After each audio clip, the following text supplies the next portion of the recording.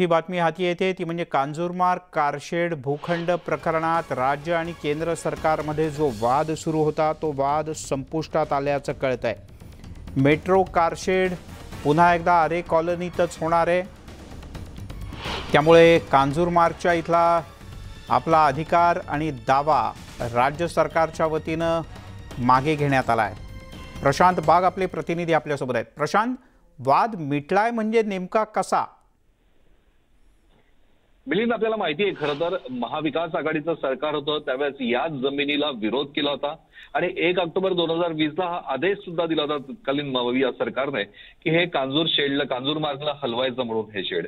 पण हे ज्यावेळेस हलवायचा निर्णय घेतला त्याच्यानंतर बऱ्याच सत्तांतर झाल्या, घडामोडी झाल्या, सत्तांतर झालं। आणखीन आता हा आदेश आहे तोच आदेश राज्य सरकारनं मागे घेतलाय। त्यामुळे या जमिनीची मालकी नेमकी कोणाची, हा 102 एकरचा भूखंड MMRDAच्या ताब्यात देण्याचा दिला होता त्यावेळेस आदेश। आणखीन आता तो आदेश संपुष्टात आलाय, कारण या कारशेड भूखंड प्रकरणात राज्य सरकार आणि केंद्र सरकार यांनी एकत्रित सहमतीने भूमिका घेतली आहे। कारण केंद्र सरकारनं मिठागर आयुक्तांच्या माध्यमातून त्या जमिनीवर मालकी हा दावा जो आहे तो केला होता आणि आता अर्थातच केंद्र सरकारच्या या दाव्यामध्ये तथ्य होतं अशा प्रकारचंच कोर्टात सुनावणीत सुद्धा समोर आलं होतं। पण सरकारचा निर्णय त्यावर आवश्यक होता। अखेर शिंदे फडणवीस सरकार आल्यानंतर मुंबई उपनगर जिल्हाधिकाऱ्यांना त्यांनी आदेश दिले आणि मुंबई उपनगर जिल्हाधिकाऱ्यांनी सुधारित प्रतिज्ञापत्र जे आहे ते आज कोर्टात सबमिट केलंय आणि याचमुळे हा आदेश जो आहे तो सगळ्यात महत्त्वाचा मानला जातोय। हा वाद आता संपुष्टात आलाय, पण या 2 वर्षांच्या लढाईमध्ये जवळपास 10,000 कोटींनी या प्रकल्पाची किंमत वाढली। उपमुख्यमंत्री देवेंद्र फडणवीस यांनी सुद्धा या गोष्टीचा सुतोवाच केला होता। एकंदरीत आरेचा मार्ग हा मोकळा झाला असं नक्कीच म्हणता येईल। प्रशांत तुर्तास धन्यवाद या माहितीबद्दल। तिकडे कुलाबा वांद्रे सिब्स मार्गावर मेट्रो 3 ची चाचणी सुरू झाली आहे। मुख्यमंत्री एकनाथ शिंदे आणि उपमुख्यमंत्री देवेंद्र फडणवीस यांच्या उपस्थितीत मेट्रो 3च्या चाचणीला सुरुवात झाली। एकनाथ शिंदे आणि फडणवीस यांनी या मेट्रोच्या चाचणीला हिरवा कंदील दाखवला। गोरेगाव आरेमध्ये उभारण्यात आलेल्या रॅम्पपासून ते मरोळ या स्टेशनच्या दरम्यान ही चाचणी आता सुरू राहणार आहे।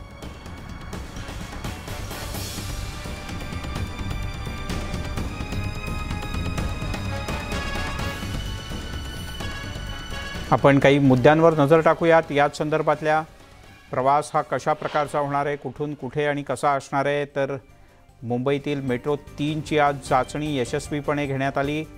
आता पुढचे काही दिवस त्याची चाचणी सुरू राहील। सारीपुतनगर ते मरोळ या दरम्यान ही चाचणी घेण्यात आली। 3 किलोमीटर अंतरात ही चाचणी झाली। साधारण 2023 मध्ये सिब्स ते BKC हा पहिला टप्पा पूर्ण क्षमतेने कार्यान्वित होईल अशी शक्यता आहे। भुयारीकरणाचं काम 96% पूर्ण झालंय, तर एकूण प्रकल्पाचं 67% काम पूर्ण झालेलं आहे। या मेट्रो 3ची वैशिष्ट्ये काय आहेत, आपण एक धावती नजर टाकूयात। मेट्रो स्वयंचलित असेल, संपूर्णतः वातानुकूलित आणि आर्द्रता नियंत्रित यंत्रणा याच्यावर बसवण्यात आलेली आहे। प्रवाशांच्या मनोरंजन आणि जाहिरातीसाठी LCD लावण्यात आले। मार्गिकेचा डिजिटल नकाशा विविध ठिकाणी उपलब्ध करून दिला जाणार आहे। प्रवाशांसाठी उद्घोषकांचा वापर असणार आहे। पहिल्यापेक्षा अधिक चांगली बैठक व्यवस्था किंवा उभं राहण्यासाठी अधिक चांगली व्यवस्था या मेट्रोच्या डब्यात असणार आहे। एवढंच नाही तर दिव्यांग प्रवाशांसाठी व्हीलचेअर ठेवण्याची सुद्धा विशेष व्यवस्था असेल। प्रवाशांच्या सुरक्षेसाठी प्रत्येक डब्यात CCTV कॅमेरे असतील। प्रत्येक डब्यात अग्निशमन आणि धूर तसंच अग्निरोधक यंत्रणा तैनात केलेल्या असतील। आपत्कालीन परिस्थितीमध्ये प्रवासी आणि गाडी नियंत्रक यांच्यात संवादासाठी सुद्धा विशेष यंत्रणा या मेट्रो 3 मध्ये बसवण्यात आली आहे।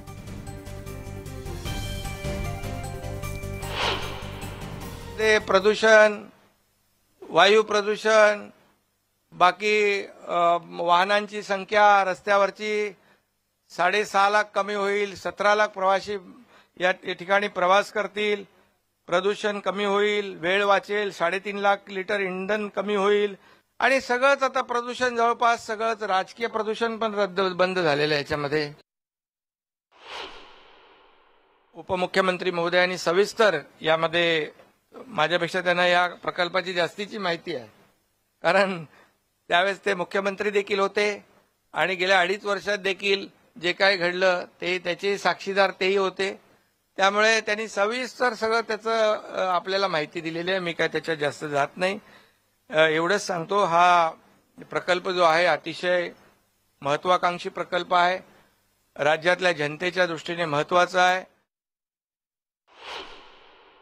लोकांना जे पाहिजे ते आम्ही देणार आहोत. सर्वसामान्य लोकांचं हे सरकार आहे. हे इन्फ्रास्ट्रक्चरवर फोकस करणारं सरकार आहे. या राज्यातल्या प्रत्येक घटकाला न्याय देणारं सरकार आहे. त्यामुळे सगळ्यांना वाटतंय लोकांना की हे सरकार जे आहे थोडं अगोदर यायला पाहिजे होतं, पण ते ठीक आहे, योग्य सगळ्या गोष्टी असतात, जुळून यायला पाहिजे.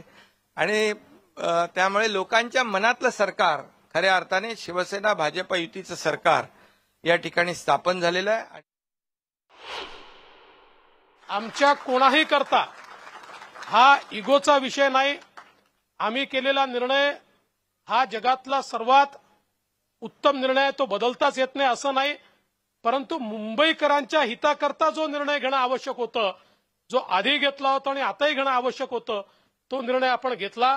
आणि म्हणून मला विश्वास आहे की आता येत्या काळामध्ये या ठिकाणी डेपोचं काम देखील आपण पूर्ण करू आणि अतिशय वेगानं संपूर्ण आपली जी लाईन आहे ही लाईन देखील आपण या ठिकाणी सुरू करू.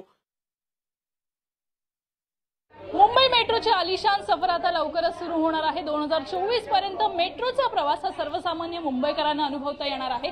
एका मेट्रोमधनं 2400हून अधिक प्रवासी प्रवास करू शकतात आणि 95 किलोमीटरपेक्षाही अधिक वेगानं ही मेट्रो धावणार आहे. खरं तर या मेट्रोची वेगवेगळी स्थानकं काय आहेत ते बघूया. कप परेड, विधान भवन अशा वेगवेगळ्या परिसरातून सिप्सपर्यंत ही मेट्रो जाणार आहे. अंडरग्राऊंड भुयारी मार्ग असणार आहे. सोबतच या मेट्रोमध्ये सीसीटीव्ही बसवण्यात आलेले आहेत, त्यामुळे सुरक्षित प्रवास होणार आहे. हे दोन्ही दरवाजे ऑटोमॅटिक ओपन होणारे आहेत. अतिशय आरामदायी आणि एसी मधला हा प्रवास असणार आहे. सगळ्यात महत्त्वाचं म्हणजे आगामी काळामध्ये 9 मेट्रोच्या गाड्या या अद्ययावत स्थितीमध्ये असतील आणि त्या या मार्गांवरती धावण्यात येणार आहेत, ज्यामुळे सर्वसाधारणपणे पहिला फेज जो आहे तो सुरू होईल अशी अपेक्षा आहे. सगळ्यात महत्त्वाचं म्हणजे आपत्कालीन टेलिफोन सुविधा सुद्धा इथे उपलब्ध करून देण्यात आलेली आहे. आणि सगळ्यात महत्त्वाचं म्हणजे जी सिटिंग अरेंजमेंट आहे ती सिटिंग अरेंजमेंट सुद्धा अतिशय विशेष आहे. आणि याच डब्यातनं सफर करत मुंबईकर आपल्या प्रदूषणाच्या समस्येवरती सुद्धा नियंत्रण आणतील असा एक प्राथमिक अंदाज मेट्रोने बांधलेला आहे.